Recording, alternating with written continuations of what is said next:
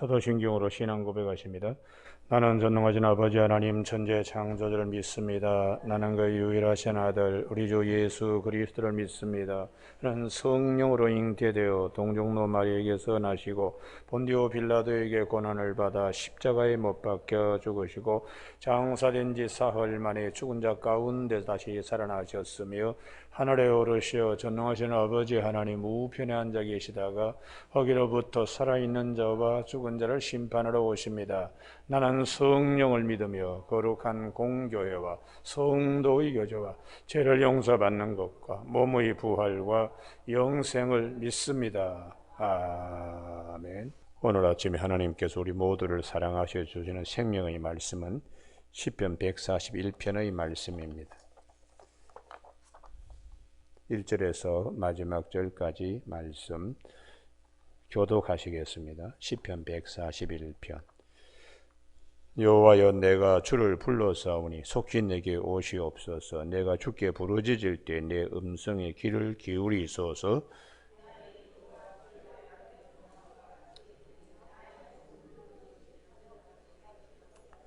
여호와여, 내 입에 파수꾼을 세우시고 내 입술의 문을 지키소서.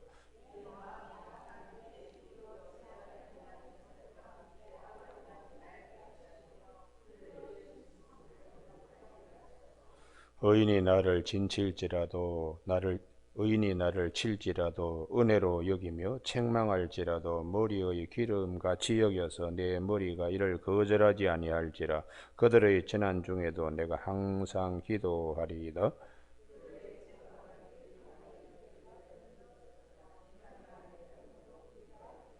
사람이 바깥 흙을 붓으로 들음같이 우리의 해골이 수월 입구에 흩어졌도다.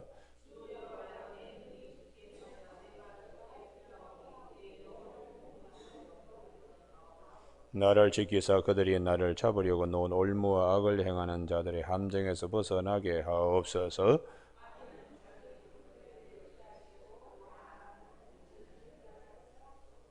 아멘. 2절 말씀에 나의 기도가 주의 앞에 분향함 같이 되며 나의 손드는 것이 저녁 제사 같이 되게 하소서 하는 말씀 중심으로 기도와 영적 순결이라는 제목으로 말씀을 나누겠습니다.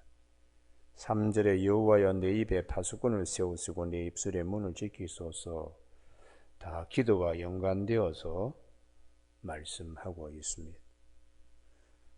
우리가 구약 성경에 여리고 성을 점령한 후에 그 보잘것없는 아이성 점령하는데 이스라엘 군사들 36명이 전사하고 그보다 더 큰 손실은 이스라엘 군사들의 사기가 물 흐름같이 되었다고요. 이 전투하는데 전쟁에 가장 중요한 것이 군사들의 사기입니다. 그런데 그 하루아침에 그렇게 무너지게 된 이유는 아간의 죄 때문에 일이 되지 않게 하는 거죠. 아간의 죄를 심지 뽑고 제비 뽑아서 가려낸 후에 아간의 그 권속들을 돌로 처단하고 돌 무더기 속에 무덤으로 그 다음에 전쟁에서 이기게 되는 것입니다. 우리의 마음에 죄를 품고 있으면 작은 일도 응답되지 않는다고 성경은 시편 66편 18절 내가 나의 마음에 죄악을 품었더라면 주께서 듣지 아니하신다. 그래서 기도와 우리가 이 영성의 문제, 영적 순결의 문제가 굉장히 중요하기 때문에 오늘 시편 141편에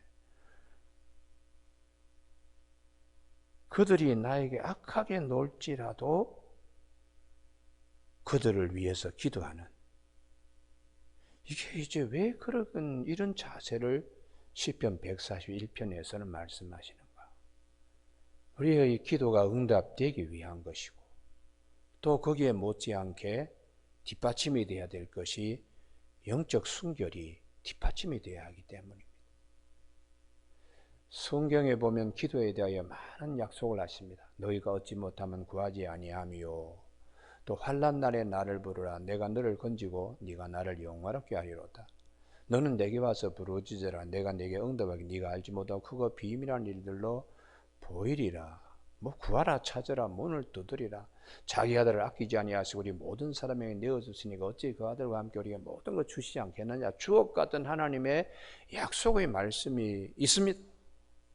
그런데도 불구하고 어떨 때는 기도해도 응답되지도 않고 어떨 때는 정말 하나님이 살아계시나 하고 내 자신이 시험 들고 이런 일들이 있는데 성경의 정석을 우리가 봐야 하기 때문입니다. 성경의 정석은 기도와 영적 순결을 굉장히 중하게 여긴다.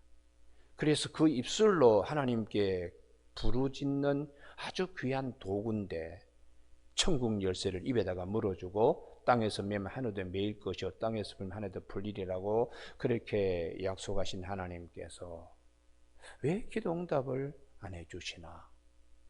그 그릇 자체, 그 도구 자체가 더러워지면 안 되기 때문입니다.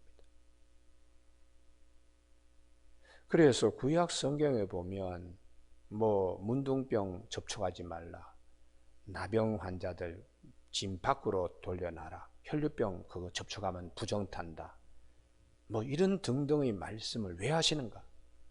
우리의 영적 순결이 얼마나 중요한 것인가를 우리에게 일러주기 위함입니다.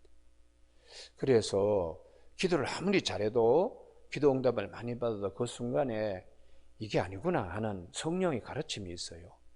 그게 이제 민수기 22장 23절에 발람의 기도입니다. 이 발람의 기도, 그 발람이 정말 기도 잘 하잖아요. 주변에서 뭐 소문이 났습니다. 그래서 모압왕 발락이 이스라엘 군사들 좀 저주받게 좀 그렇게 기도 부탁해야 되겠다. 그러고는 사람들을 이제 발람에게 보내었더니 이 발람이 그 유혹이 이게 물질에 대한 유혹이죠. 예물을 가져오고 뭐 이러니까 그래서 이제 기도했더니 하나님이 그 기도를 못하게 하는 거예요. 그래서 솔직하게 나가 이 기도가 안 된다. 그랬더니 우리 고국에 가서 뭐 잘 대우를 해줄 테니까 뭐 또 그렇게 유혹하는 거예요.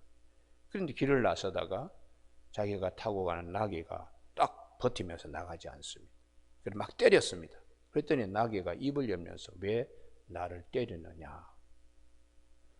그래서 영안이 열리면서 앞에 보니까 하나님의 사자가 딱 칼을 들고 이 길을 딱 막고 있는 거예요. 그래서 이 길을 가야 되나 말아야 되냐. 근데 가라고. 근데 그 가서도 이제 기도하는 하나님께서 응답하지 않습니다. 그래서 그 민수기 23장 19절에 하나님은 사람이 아니시니 거짓말을 하지 아니하시고 위전 성경은 시건치 아니하시고 거짓말을 밥 먹듯이 이렇게 하시는 분이 아니다. 우리는 입으로 뭐 그냥 거짓말도 하고 막 이러잖아요. 그러니까 입술 관리가 영적 순결이 얼마나 중요한 것인가를 말씀하세요. 그래서 기도를 많이 하시는 분들은 말이 많지 않습니다. 말이. 왜냐하면 말이 많으면 실수를 하고 말 때문에 복이 빠져나가니까 정말 기도의 은사를 받은 분들은 시끄럽지 않습니다. 말이 얼마나 중요한 것을 알기 때문에 소모하거나 소비하지 않습니다. 진주를 돼지 앞에 던지거나 거룩한 것을 개들에게 주는 일을 하지 않습니다. 그래서 우리가 이제 교회의 교인들 보면 막 자기가 기도 대장인 것처럼 막 이런 분들이 있거든요. 그래서 통성일담이 유난히 뭐 그냥 자기에게 시선 집중이 되도록 뭐 온갖 수작과 방법과 추잡한 일들을 하는 분들도 계십니다. 이제 그런 분들 가만히 보면 굉장히 수다스럽습니다. 그런 분들은 하나님이 진정하게 주시는 기도의 그 세계를 아직도 문지방도 못 넘은 분들이 하는 행동입니다. 정말 기도를 깊이 하는 분들은 말이 얼마나 소중한 걸 알기 때문에 굉장히 말을 삼가하고 조심하기 때문에 교회 안에서는 아주 조용합니다. 이제 그런 분들이 사실은 무서운 분이요. 그런 분들이 교회에는 보물 같은 분이에요. 그래서 우리가 신앙생활 할 때에 이 말, 그래서 야고보 사도가 이 기도와 관계하여 말을 많이 하지 말라. 말을 많이 하지 말라. 그렇게 야고보 3장 2절에 우리가 다 실수가 많으니 만일 말에 실수가 없는 자라면 곧 온전한 사람이라 능히 온몸도 걸레 씌우리라 해서 이 말을 굉장히 조심하게 입술의 파수꾼과 입의 눈을 잘 지키는 이제 그런 지혜를 갖기 때문에 야고보 사도가 야고보서 아주 중요한 부분이 있는데요. 우리에게 지혜를 주시고 꾸짖지 않고 후히 주신 하나님께 구하면 뭐 지혜 하늘의 지혜로 다 되는데 영분별을 잘해야 된다. 시기와 다툼이 있는 곳에는 그때는 피하라고 되어 있어요. 야고보서 3장 15절에 이러한 지혜는 위로부터 내려온 것이 아니고 땅 위의 것이요 정력의 것이요 귀신의 것이니 시기와 다툼이 있는 곳에는 혼란과 모든 악한 일이 있습니다. 왜 그럴까요? 나의 영적 순결이 떼묻기 때문에 같이 싸움을 하면은 상대방이 욕을 할 때 내가 또 대응으로 같이 욕을 하고 나면 그 다음에 내가 큰 손해를 봅니다. 영적 순결에 더럽혀짐, 부정탄 것에 같이 혈병 걸린 여성 만나는 거나 나병 환자에게 접촉하는 것 같이 이 영적 순결이 굉장히 깨지기 때문에 이때에 야고보 사도는 야고보 3장 17절 위로부터 난 지혜는 첫째 성결하고 다음에 화평하고 이게 왜 그럴까요? 이게 기도하는 데에 이게 밑받침이 되기 때문에 그래요. 저도 이제 목회의 길을 걸어오면서 지금까지 이렇게 돌아보면 막 화내고 막 성질 부리고 교인들 뭐 야단치고 그 다음에는 이 그릇이 깨어져 가지고 말씀이 영감도 떠오르지도 않고 기도할 때도 확신이 없고 그런 이제 시험에 내가 스스로 빠지는 경우가 있습니다. 그러니까 우리 믿음의 선진인 요셉과 또 다니엘과 이런 사람들이 자기 그릇이 때묻지 않도록 순결함을 간직하도록 얼마나 노력했는가를 성경은 우리에게 말씀해 주고 있어요. 그 요셉이 보디발의 처가 유혹할 때에 아니 우리가 하나님 앞에서 이렇게 죄를 지을 수 있는가? 창세기 39장 9절에 내가 어찌 이 큰 악을 행하여 하나님께 죄를 지으리까? 득죄하리까? 죄를 내가 어떻게 만들어낼 수 있는가? 그러면서 옷이 벗겨지고 옷이 보디발의 처의 손에 잡히고 그 다음에 누명을 쓰며 감옥에 갈지라도 이 자기의 순결성 그 굉장히 귀하게 여기기 때문에 하나님께서 우리에게 요셉의 신앙을 본받으라는 것이죠. 다니엘서 1장 8절에 뜻을 정하여 자기를 더럽히지 아니하기로 작정했다. 이게 영적 순결인데 이게 우리 마음에 이러한 부분들을 오늘 시편 141편에서 2절 3절로 나의 기도가 주의 앞에 분향함같이 되며 우리가 요한계시록 8장 4절에 성도의 기도는 향령과 더불어 천사의 손에 받들려 하나님께 나아간다고 그렇게 약속하고 있습니다. 영의 세계에 대하여 그렇게 말씀해 주고 있습니다. 그러면 하나님 앞에 드려지는 향이나 제물은 흠이 있으면 안 됩니다. 그래서 거룩한 향도 우리 모세오경에 특별히 어떻게 만드는가 하는 것들을 다 거기에 기록해 주고 있어요. 제물도 흠이 있는 것 가지고 하나님께 끌고 나가면 안 된다. 그래서 다 철저하게 조사해서 흠이 없는 그런 어린 양을 하나님께 바치게 이렇게 되어 있어요. 그러면 나의 기도가 흠이 있어도 되겠는가?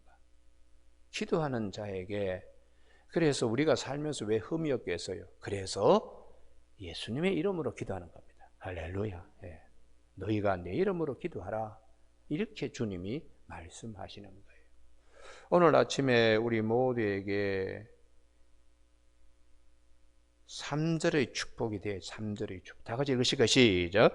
여호와여 내 입에 파수꾼을 세우시고 내 입술의 문을 지키소서. 아멘. 그 입술에 복이 있어요. 입술의 복. 입술의 복이라는 것은 들어가면 나오면 마음에 가진 것이 입으로 나오니까 거꾸로 입을 가지고 마음을 다스릴 수 있습니다. 그냥 막 여기 그냥 목구멍까지 그냥 올라왔어요.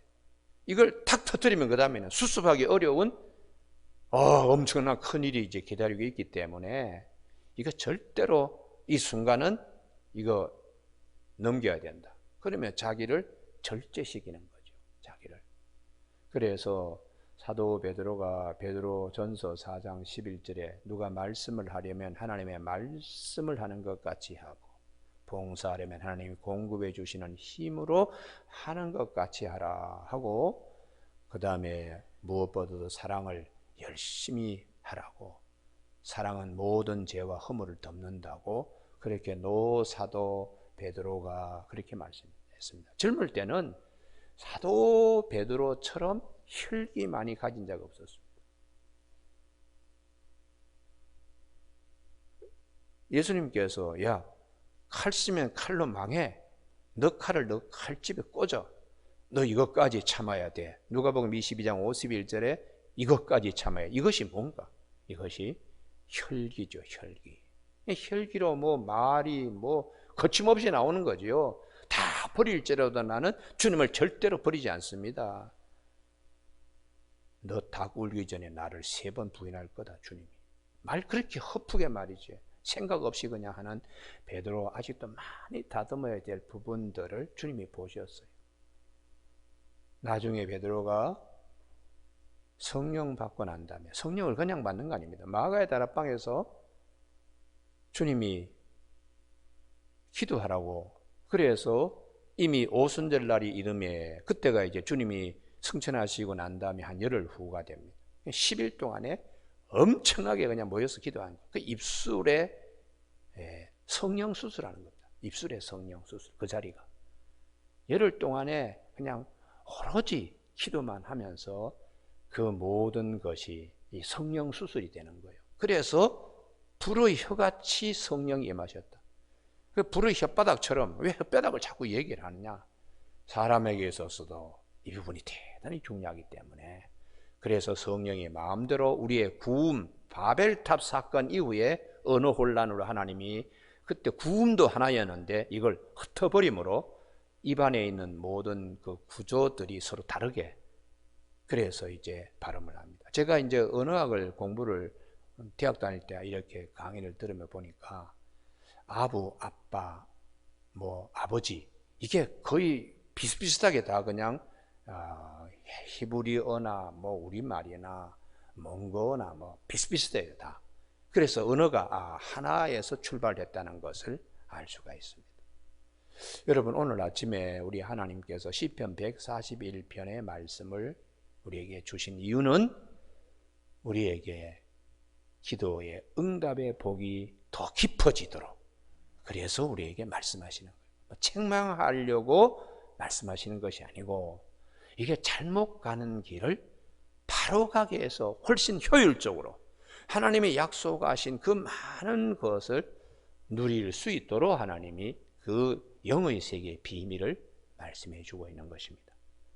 오늘 아침에 더 중요한 것은 이제 3절까지는 잘 할 수 있는데 4절요. 내 마음이 악한 일에 기울여 죄악을 행하는 자들과 함께 악을 행하지 말게 하시며. 악을 악으로 갚을 때에는 부정탑니다.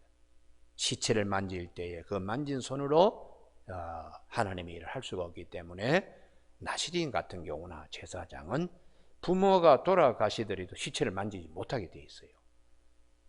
그러니까 그렇게 말씀하신 이유는 뭐냐? 우리 자신의 영적 순결을 잘 간직하는, 그게 얼마나 소중한 것인가. 우리 기도 생활하는데 밭에 감추인 보와 같은 영적 세계를 주님이 우리에게 일러주기 때문입니다. 그래서 그들의 진수성찬을 먹지 말게 하옵소서. 이게 같이 어울리고 같이 똑같이 행동해 버리면은 읽는 게 많거든요. 그래서 이게 5절 말, 의인이 나를 칠지라도 은혜로 여기며, 이 부분인데요. 의인이 나를 칠지라도 은혜로 여기라. 이게 이제 내가 이제 어떨 때는 혈기도 나고 뭐 이럴 때가 있는데, 그때의 영적 그릇이 깨지지 않도록 다 하나님의 뜻인 모양이다. 할렐루야. 그리고 소화시키라고. 이걸 누가 잘했는가 하면 다윗이 잘했습니다. 다윗이 압살롬 난을 맞이해서 도망갈 때에 사무엘하 16장에 거기에 경호실장 아비새가 저 사울의 집안 베냐민 지파의 시므이가 막 욕을 하는 거예요. 빌어먹을 놈아, 그냥 막 이렇게 그냥. 그때에 이 아비새가 저는 목을 칠까요? 라고 얘기를 하는 겁니다. 그때에 이 다윗이 뭐라고 그러는가? 이게 아주 중요합니다. 아들도 내 생명을 헤아려 하거든. 압살롬이 나를 일으켜서 아버지를 죽이려고 하는, 하물며 이 베냐민 사람이랴. 그 다음 말씀이 중요해요. 여호와께서 그에게 명령하신 것이니. 이것도 다 하나님의 뜻이다. 여호와께서 그에게 명령한 것이니 그가 저주하게 버려두라. 혹시 여호와께서 나의 원통함을 감찰하시리니 오늘 그 저주 때문에 여호와께서 선으로 내게 갚아주시리라 했다는 것이에요. 내가 지금 가지고 있는 뭐 이 권력, 경호실장 뭐 이런 칼, 당장 이 문제 해결할 수 있어요. 감정적으로 목을 치고. 그런데 이때에 다윗이 하나님께서 나를 깨닫게 해주시는 것이다. 내가 이때를 잘 참으면 하나님이 나중에 선하게 갚아주실 것이다. 이것을 사도 바울이 로마서 12장에서 다시 우리에게 가르쳐주고 있습니다. 선으로 악을 이기라고. 악에게 지지 않는 것이 그것이다. 그래서 원수 갚는 것은 하나님께 있다고 생각하고 그냥 넘겨버리고 그 공을 나는 내 그릇이 깨지지 않도록 이 말씀으로 잘 소화시키고, 그게 이제 영적 승화이죠. 영적 승화. 성화되는 것입니다. 그래서 말을 뱉지 않는 거죠. 말을 뱉지 않기 때문에 하나님이 그때 결정적인 순간에 딱 보는 것이. 우리가 살면서 왜 말에 실수가 없겠습니까? 두고두고 생각하면 참 부끄럽고 참 창피스럽다. 이런 일이 왜 없겠어요? 오늘 아침에 그런 일들은 다 주님 안에서 용서함 받고 가서 다시는 죄를 범하지 말라. 나도 너를 정죄하지 아니하노니 가서 다시는 죄를 범하지 말라 하고 다시 새로운 기회를 주시는 주님께 감사 여길 수 있기를 바랍니다. 그리고 작은 일이나 큰 일이나 다 하나님의 손안에 있습니다. 그분이 우리에게 야 선물이다 하고 주실 때는 우리의 기도보다 훨씬 더 큰 거 기쁜 것으로 주십니다.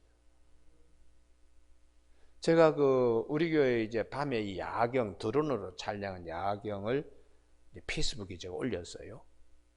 근데 올렸더니 뭐 목사님들하고 쭉 이제 뭐 댓글로 그냥 우리 정기현 목사님부터 시작해서 수원의 쪽 광교선 아래에 있는 또 정 목사님 해서 뭐 댓글을 달았더라고요. 아름답다고 뭐 유럽에 있는 마을처럼 뭐. 그래서 내가 10년 기도하니까 하나님이 그렇게 해주시네요. 이게 은혜입니다. 은혜. 10년 기도하니까 10년 기도, 그러니까 전부 합치면 한 20년 되지요. 지금까지 한 20년.